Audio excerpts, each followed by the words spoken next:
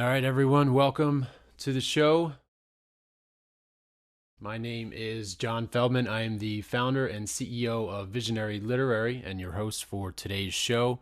On Self-Published Success, we highlight forward thinkers who choose self-publishing and find success in doing so. Our guest today is Joe Templin. He is a human Swiss Army knife, ultra runner, special needs parent, former international Taekwondo champion, advisor today's 4 Under 40 winner. He is the author of Everyday Excellence, a polymath addicted to challenge. He shows how an average Joe can become exceptional by consistently choosing to do the hard things. Joe, welcome to the show. John, thank you. Hopefully we don't lose power during today. Yes, well, if we do, we can figure things out. But last week was a wash, but that is okay because we are back. We have power, we have clarity, and we're looking forward to hearing more about your story and your self-published success. Good. So, Joe, tell us a little bit about yourself, your background, who you are, and what made you decide that you want to write a book. So I say the human Swiss Army knife because I've got an incredibly eclectic background. So my mom was a nun, college educator, dad, Army, then went into consulting. Grew up in a small rural community. We did not get a traffic light until after I was out of grad school. Wow. One of 6 kids, grew up on a farm. When I was 8 years old, I told my mom I wanted to learn everything there is to learn, and she told me to get to work. At 10, I died from asthma. Obviously, I got better. Started college at 13 because my parents said 12 was too young. Around that time, I also started Taekwondo. Ended up getting a physics degree, working for the Department of Defense, designing really cool systems. We lost the family farm due to a tragedy. So I drifted over into financial planning. I picked up my black belt, started competing heavily, won an international championship, which is part of my fascination with performance psychology. Drifted into sales, built a business there, which is where I started really studying sales psychology, how the human mind works, and ultimately neurolinguistic programming and behavioral finance. And the first book that I wrote years and years ago was an outgrowth of my seminars that I did called Financial Mistakes of New College Grads, because people coming off the college campus, you come on out with $100,000 in debt and no clue what to do with it. Right. I mean, I had gone to business school and I could analyze a stock to pick it, but I couldn't tell you what disability insurance meant. Couldn't tell you the most basic thing about budgeting because they don't teach you.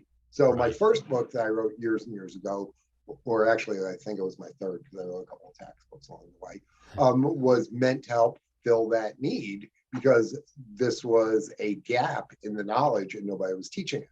So I actually started college studying communication because I was hyper advanced in my math and science. So I went and was doing the thing that I was actually weakest at, which is something that I tend to do, is I focus on my weaknesses and then turn them into strengths. And so I focused in that area. So writing has been part of who I am forever. And as Dr. Jordan Peterson says, writing is the best way to clarify your thinking and be able to increase your communications capability. Yeah. So I started in that space, but with this very eclectic background and pushing myself, whether it was running and ultimately ultra running, music, all Taekwondo, all these different areas, it basically turned my mind into a super saturated solution. So I have this incredibly vast and deep and in some ways trivial knowledge base. So I'm a lot of fun, when we go to the pub and they have trivia night. But it ultimately is for one purpose, which is to help other people. And so a year and a half ago, I was throwing around the kettlebell in the basement listening to Jocko Willink and some Black Sabbath. And Jocko made an offhanded comment about habits. I'm like, excellence is a habit. Habits need to be practiced every single day. Oh my God, everyday excellence. Put down the kettlebell, came on up and brain dumped out the idea for the book. and the structure of it, which is a little unique in the marketplace. Robert Greene's newest book actually adopted the same style that I have, where it's a quote from somebody, is discussion and analysis, and then there is, for him, a summation. For me, it's an action item, though, because if we want to avoid becoming pen and ink philosophers, we actually want to make change in our life, as Leo Buscaglia says, we need to actually do something. So every day has an action item, where it's as little as smiling at 5 people today, or writing down a couple of ideas, or listening to a song that you would never listen to help change your mindset. There is an action item every single day to help solidify the changing thought processes, which ultimately can lead to unlocking your own excellence. Wow. Okay. And it seems like you have had many of those, I guess, tasks from a young age. You said at 13 is when you began college. Did I hear that correctly? Yes, I used Wow. to be wicked smart. Wow. Well, that is yeah, interesting. So tell us more. I guess you went into a little bit of detail of how the book, the idea for it, how long did it take you when you said you just, ran and started brainstorming? How long did it take you to get everything out of your head and onto paper? So I joke that this book took 40 years to write, but 6 months, because I spent 40 plus years accumulating the knowledge. I had that insight. And then I sat down and wrote, and I adopted one of the things that James Clear talks about in habit stack, in terms of doing the things every single morning, just having this habit of writing at least 2 days of the year for the book every single day. So it ended up taking me about 1,000 hours over 6 months to sit down and actually write the book. Okay. But as Ryan Holiday says, you finish this book, it's this massive effort. It's like running a marathon, and you cross the finish line, and they bring you over to the side, and you think you're getting your Mylar blanket and your medal. No, that's the start of the next race, which is the editing and the marketing, which is ongoing, and all these other components that in a lot of ways are actually more difficult than the writing, because the writing is inspired. The writing is coming from us. The Right. writing drives us. People who write have an innate need to do so. I have no innate need to figure out how to use Twitter, Right. but I have to, because my message in the book is that important, and I need to get it out to people. So learning about Twitter, putting together a YouTube channel, following up with at conferences, getting a speaker is a gig. All these things are the support components of taking care of your baby. It's like, you spend 9 months being pregnant, you have the kid, and then you got another 18 years worth of work on. Yeah. So that's the analogy. The other analogy on a book is you do all this stuff, and the coming up with the idea for the book, the creating of the baby, that's a lot of fun. Yeah. Then comes the hard work of carrying it. And then afterwards comes the stress and the anxiety, and what's going on with things that are outside your control. I've got teenage sons, and I can't tell you what the 15-year-old's doing at 9 o'clock at night most nights. Yeah. And that concerns me a little bit, just like it concerns me when, like, the social media people that I hire to do stuff, and it turns out that, they're posting the book in the United Arab Emirates and India because they can get more hits per dollar. It's like, but they're not going to buy the book. The goal is not eyeballs like it was with the .com era. It's not impressions. It's people buying book and getting checks. Good. So that leads us into another question that that I and our listeners, the whole idea behind the show, right, is success with self-publishing.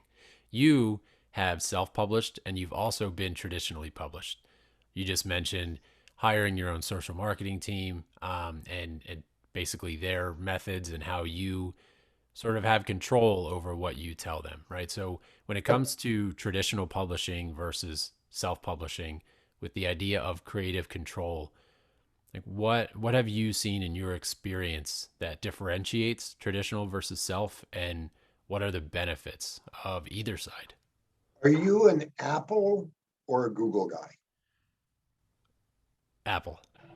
Yeah. Okay. Apple has the closed walled garden.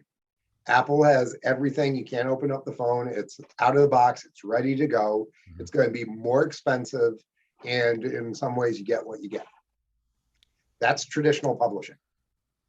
Okay. You're going to get paid a lot less per book, but they're going to handle the marketing. And they've got teams and teams of people who do this. So supposedly they're going to do it really well, as long as they see the economic value in it. And that's one of the things that when people are trying to get their book deal, I mean, if you're not a former politician, former wrestler, current, NBA champion or on TV, you're probably not going to get a lot of traction with big publishers because their job is to sell books, and their job is to sell books in the easiest way possible. So somebody coming to the table with 15 million Twitter followers, they're going to give a book deal to, and they're going to throw resources behind because they can get a return on their investment.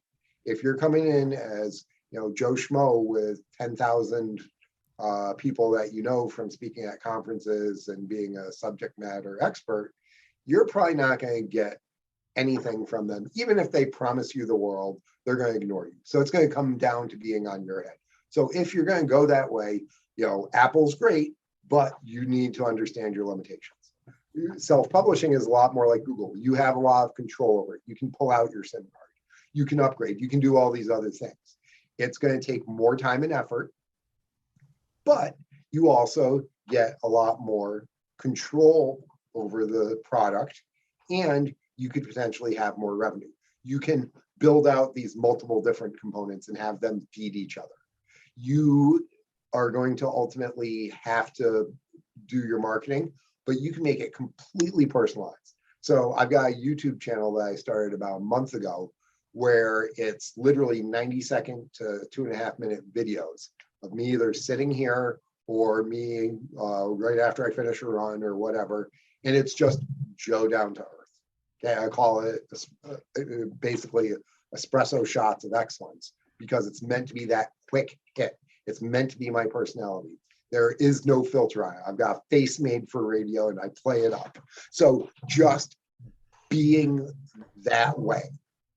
And so, I mean, I'd be a nightmare for the censors at a regular place. So there's a reason why I go do my own thing in a lot of ways. So this gives you control. It gives you the headaches that go with it. But if you've got a natural entrepreneur bent, going the self-published route makes a lot more sense. And one of the big things that I figured out way too late is you're not going to be an expert in everything. So go find other experts. Find writers who understand these certain things. Go find social media people. Tap into the different ways of getting your message out there and look beyond the traditional stuff. So I'm involved with the Autism Society. And so one of the things that we've done is we've done multiple book signings at various restaurants and Irish places because I'm a member of the HOR of Hibernians, where we'll come on in, we'll have a book signing, we'll get a piece of the bar take as a charitable fundraiser, and I can go and I can sell 20, 50, 75 books in an evening, have a grand old time, interact with a lot of people. I also end up getting followers for my Twitter account or for the Facebook channel, which means that they can continue to be influenced by me, even if they don't buy my book yet. It allows me to get my message out, and eventually maybe they'll buy the book. Yeah. Yeah. See, everything that you've touched on is amazing. And those are the benefits, especially when you discussed at the beginning there, if you have, 15 million followers or something, yes, then a traditional publisher will give you a deal because they're going to tap into what you've already done. They're going to tap into the hard work that you've done. They know that you have 15 million followers.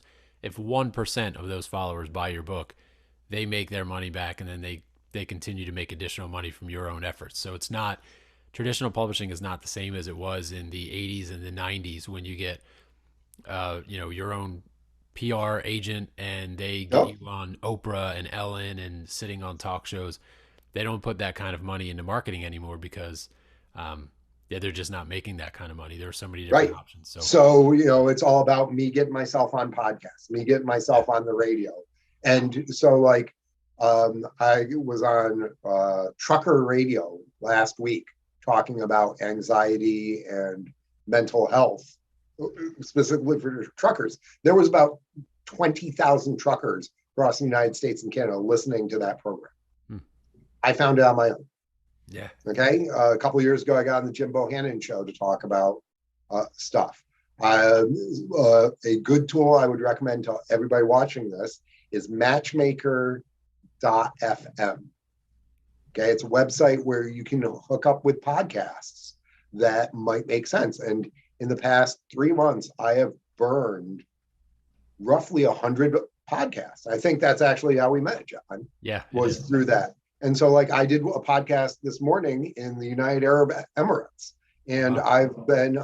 I'm literally starting to build a map of all the places that I've done podcasts in, because I have hit every country or every continent other than Antarctica at this point. And you're not Still trying to sacrificing. get that one. Yeah. It's early. So it's clear, just a little bit of legwork. There are plenty of technological tools out there that make the legwork much easier than it used to be, but you don't need to sacrifice royalties or money Yep. or creative control of your book. You trade time for money. So Yeah. either you get the traditional deal and you're giving up a lot of money, Hmm. but you have to, basically earn your way in there, or you sacrifice some of your time, whether it's your time sitting there sending messages out at 7 o'clock in the morning while you're having your cup of coffee, Right. or, you hire your 15-year-old kid and say, I'll give you chalky milk to Yeah. do this. Yeah, that's a financial So, plan for another day that we'll discuss. But yeah, hiring your yeah. 15-year-old kid for the tax benefits Oh, is a great absolutely. strategy. Yeah. So other things is that you need to be consistent. This is one of the things when I'm in my regular business, I teach financial planners and other salespeople how to build introduction based businesses and careers. And one of the things is you need to do the dials, you need to do the stuff consistently. Right. You can have one great day where you work out for 2 hours and you eat salad and all that. But if you then don't work out for 3 weeks and you eat donuts and Oreos constantly, guess what? You're not going to get the overall effects. If Right. you're going to send emails to potential places for you to talk, or podcasts or radio shows or whatever, you need to do it consistently. So every single week, I send out at least 25 inquiries for podcasts. Hmm. Every single day, I send out at least 20 emails or LinkedIn messages to organizations that could potentially buy my book in groups of 10 to 100. So every single day I do that. And like it shows on the cover of the book, it's just like exercising every day or investing every single month. It pays dividends over time. And that's where you get that nonlinear growth curve. So when you start doing this, it's a grind. It might grind you down. And after a week, you're going to be like, why the hell am I doing this? I'm getting nothing from it. Have the faith, believe in the process, tweak your process as need be, but keep doing it. After a month, you can evaluate. You're probably still not seeing a lot, but you should be starting to get a little bit of a taste of success. But keep doing it. And it's like pushing on the flywheel, as Jim Collins talks Yeah. about in Good to Great. Just keep doing it and doing it, tweaking it so that you're doing it effectively and efficiently. And you're spending your time in the highest and best places, but keep doing it every single day, and then you're going to see the results over time. I love that. I love the idea of the book, and you mentioned the flywheel. So, question for you: when it comes to the book, what is either the greatest compliment that you've received, or the greatest compliment that you wish to receive on the book? Like how can it best impact the reader? So there's two compliments that I've gotten on it that I really like. One, I have a guy, he runs an investment firm. I worked with him as a consultant for multiple years, and we built a friendship. And he was like one of the first people to buy the book where it was hot off the presses. And he started reading it and talked with me, called me up. We spent about 15 minutes on the phone and he kept reading. And then 3 weeks later, he calls me. He's like, so because of the book, because of the little pushes in there, I had this video game that I've been playing around building, and I ended up getting it to the point where it was an MVP, a minimum viable product. And I published it. Here's the link. And it's 100% because of the little pushes from you. So Wow. that was a really, really cool thing. Yeah, I imagine. But the best compliment that I got is the former head of psychiatry at one of the big medical chains up where I am, one of the big hospitals, who has been reading it. And she told me that this is the best non-psychology psychology book she has ever seen. That there is so much hidden just beneath the surface on here that if people want to really go in depth, they can. But it is written in such a,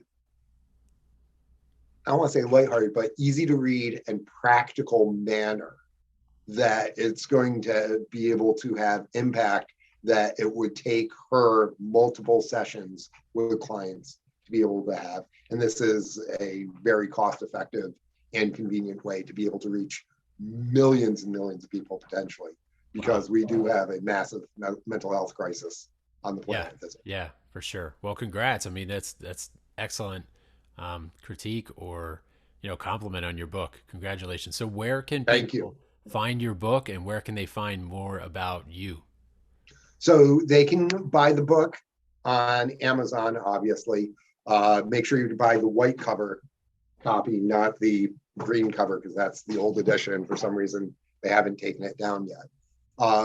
But if you get the Kindle, it's actually the most cost-effective way to do it. I read a ton of books on Kindle. I'm a huge fan of it. They can buy the hardcover or softcover there, or they can get it from my website, which is everyday-excellence.com. That's everyday-excellence.com. I'd recommend that they go to the website anyway, because every single day I put up a microblog. So, a 1 minute quick read to help people out. We're putting the YouTube link up there. So every day, the new YouTube Express of Excellence will be up there.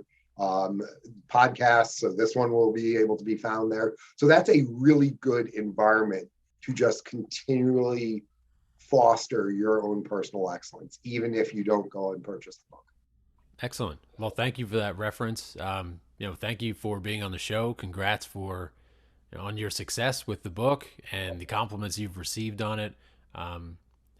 Again, congrats. Thank you for being on the show, Joe. We appreciate it. John, thank you for giving me the opportunity to further your mission of helping people out here. Be excellent and grow today. Excellent. Thank you, Joe.